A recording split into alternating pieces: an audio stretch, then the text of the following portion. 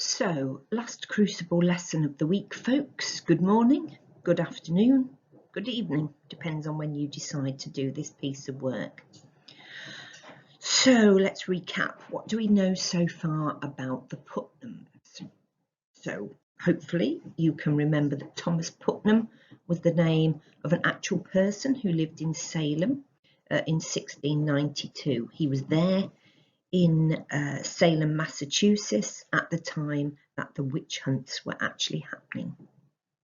The Putnams are husband and wife. They have a daughter named Ruth. Thomas Putnam is a greedy and grasping man. Remember, he challenged his father's will because he didn't think his stepbrother should receive any money, or certainly not a large amount of money from the will.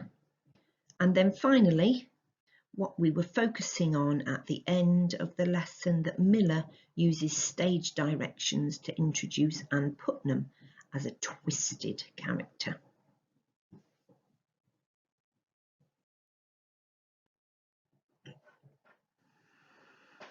Okay, folks, before we do the work on this slide, or I talk about the work on this slide, I would like you to pause me.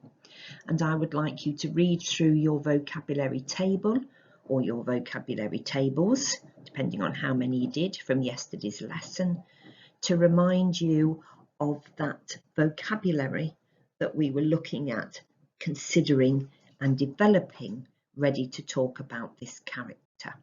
Okay, so pause me and then come back. So lots of vocabulary there for you to write about Thomas Putnam in a really strong and convincing way. So the quote we are looking at, it's a stage direction, just like it was with Anne Putnam. And this time the quote is Thomas Putnam, a well-to-do, hard-handed landowner. And what we're going to be considering is, what does the adjective hard-handed suggest about the character of Thomas Putnam?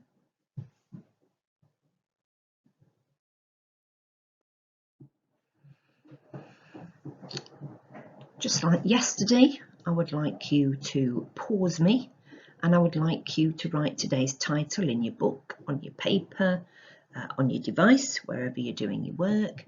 And I would like you to put the title Language to Introduce Characters to. Okay, pause me, write that title accurately and underline it, please. Okay, so we're looking at hard-handed, the adjective hard-handed. We know it's an adjective because it's been used to describe a noun. So the word landowner is a noun, it's naming what Thomas Putnam is, and hard-handed is being used as an added word to describe that landowner, and therefore is an adjective. Okay, we're going to go back and talk about connotations. So looking at the pink box on the screen, connotations, these are links with ideas, attitudes, emotions and intentions. We will all have varied suggestions for this because of our own experiences of life. I'm a lot older than you lot, so I've experienced a lot more and I've done a lot more. So a lot of the ideas that I come up with may well be very different to yours. But remember, you are not looking to match my word choices, but to come up with interesting and imaginative ones of your own. If you do match mine, that's fine. It doesn't make your answers more right than other people's though. Okay, so we've got 7 spikes on the mind map this morning. So before you go on to the next slide, I would like you to create a mind map for hard-handed and see if you can add 7 connotation words around it. So when you think of hard-handed, what ideas do you get? What other words can you think of that are similar to that? If somebody is hard-handed, what sort of person are we expecting to meet? Okay, off you go.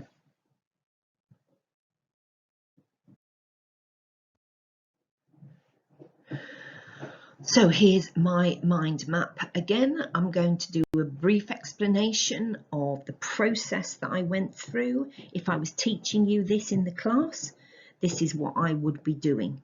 So I would be helping you to understand how to create the links that you need to develop this wide range of vocabulary. So I started off with the word tough. If somebody's hard-handed, it makes them sound like a tough person. It doesn't make them sound kind and gentle, so I got tough. The fact that they're hard-handed then made me focus on that toughness and how that might show itself in a person. So I then went to them being an unkind person. And if they're unkind, they're probably unfriendly as well. They don't want to laugh and joke and share good times with people. Moving on round that, I then decided that we might even go as far as to suggest that they're quite cruel, because a hard person probably doesn't consider other people's feelings very well and always puts themselves first. So that's how I got onto cruel. If they're always putting other people first, then they're probably unsympathetic. If somebody else is upset, they either don't understand it, or even sadder, they don't actually care why that person is upset. Always closely linked to the idea of sympathy is empathy. So they have, I think that person would have a lack of empathy. That means they can't put themselves in somebody else's shoes and imagine what they're feeling, what that person is going through. And then my final one, which is perhaps a bit of a stretch, but it does suggest to me that this person might be capable of violence. Possibly physical violence, but certainly some violent, unkind, aggressive language towards other people to make it known that they are the person in charge. They are the ones making the rules and making the decisions. Okay, so that's my justification, my explanation of why I've chosen those words. Remember, it doesn't matter if you've got the same as me, but if you had a few spare arrows missing, or you just want to add some of my words to it, pause me now and build that mind map that you've already started to create.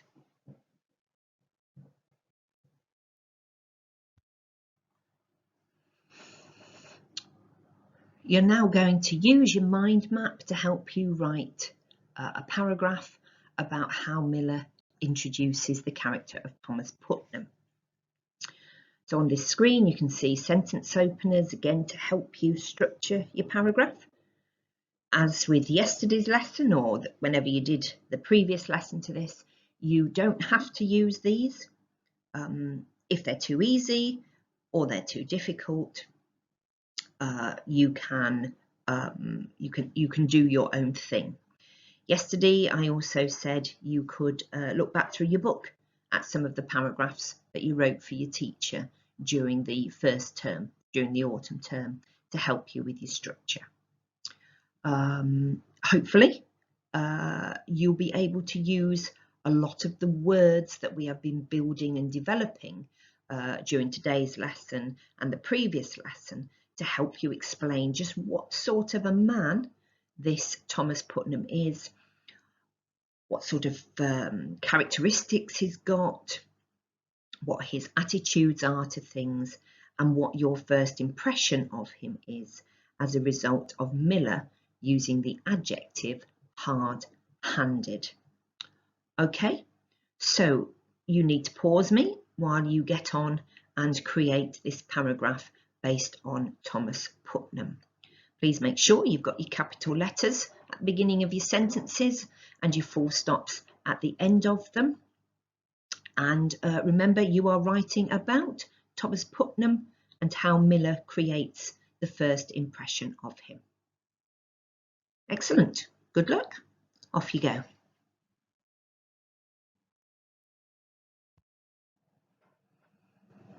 Right, we're going to get on with the next bit of text. You can put your pens down.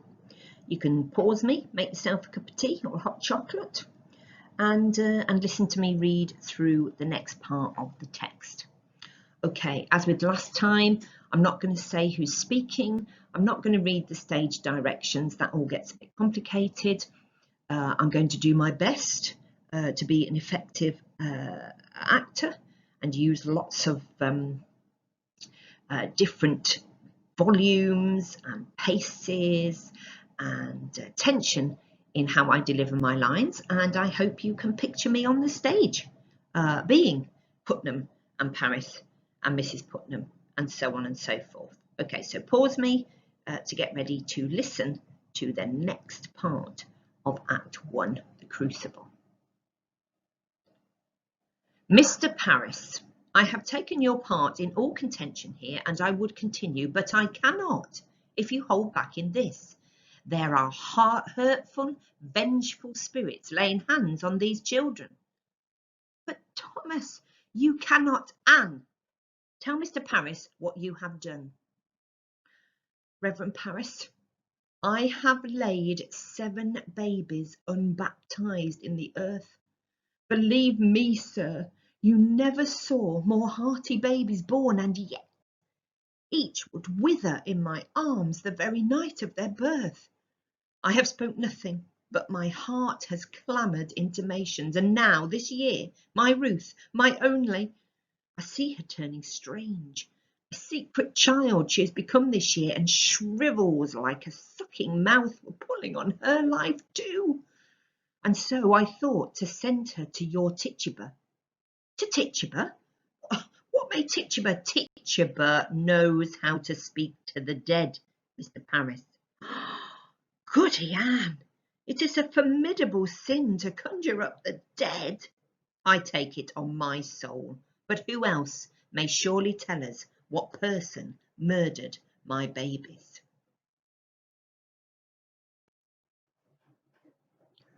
Woman! They were murdered, Mr. Paris, and mark this proof, mark it.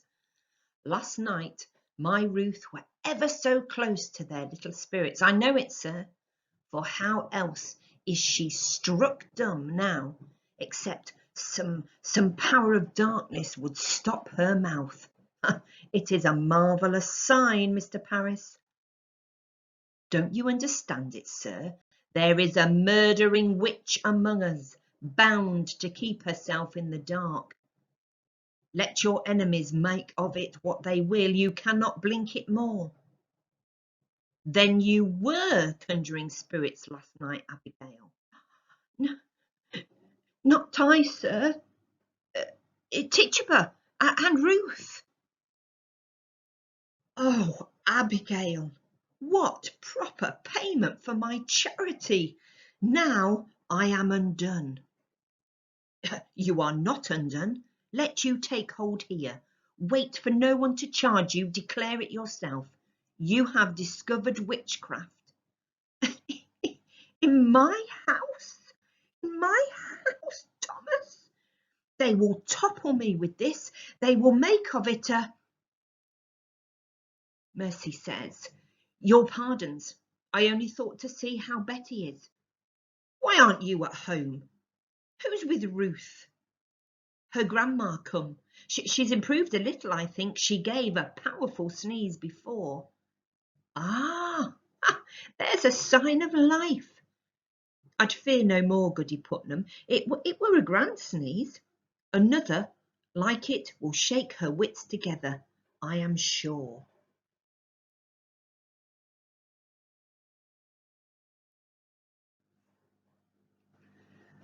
Oh, will you leave me now, Thomas? I would pray a while alone. Uncle, you've prayed since midnight. Why do you not go down and... No, I have no answer for that crowd. I'll wait till Mr. Hale arrives. If you will, Goody Anne. Now look you, sir, You strike out against the devil and the village will bless you for it. Come down, speak to them, pray with them. They're thirsting for your word, mister. Surely you'll pray with them.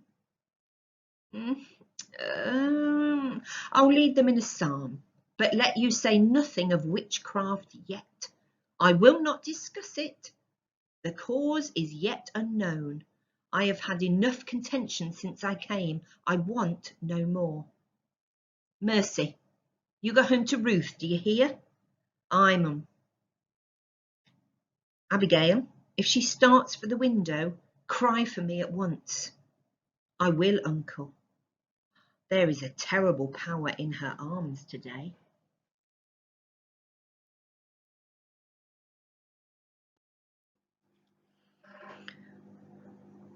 Final part of today's lesson.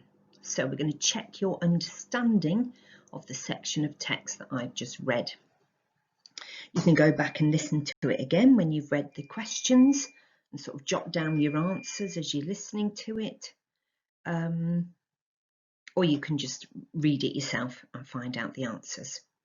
Please write your answers in full sentences. So don't just write single word answers. Make sure that you create a full sentence to explain what your answer to the question is. So just to check, number 1, how many babies have the Putnams buried? Number 2, why did Anne Putnam send her daughter Ruth for Tituba? Number 3, who is Mercy? Okay, she's a new character here. We haven't met her before. To work out who she is, you just need to check your stage directions. Number 4, who is looking after Ruth at this moment?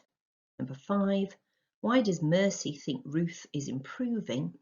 And then number 6, why do you think Reverend Parris did not want to go down and face the villagers? So number 6 is the most difficult question. I would like you to try and get inside Reverend Parris's head. Imagine what he's going through. He is the leader of the church in Salem, and there is rumour not only of witchcraft having arrived in Salem, but that his niece, Abigail Williams, is at the centre of this witchcraft. So how do you think he feels about that?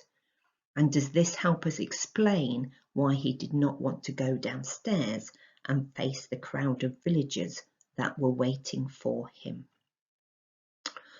Okay, when you have completed this work, I think today's work would be a really good piece of evidence to send to your English teacher, because you've got your paragraph on Putnam and you've got your answers to these questions. So a really nice meaty bit of work that we've done today. Remember year 9, you have 3 recorded lessons like this on the Crucible. Then you will have an educate task set by your teacher, and then you will have a reading lesson to complete, and that makes up your 5 lessons of the week. So with this video, we've finished recording for this week. So I will see you next week when we find out how the Salem witch trials actually start to come about and a court is set up within the village of Salem. Have a good weekend. Bye.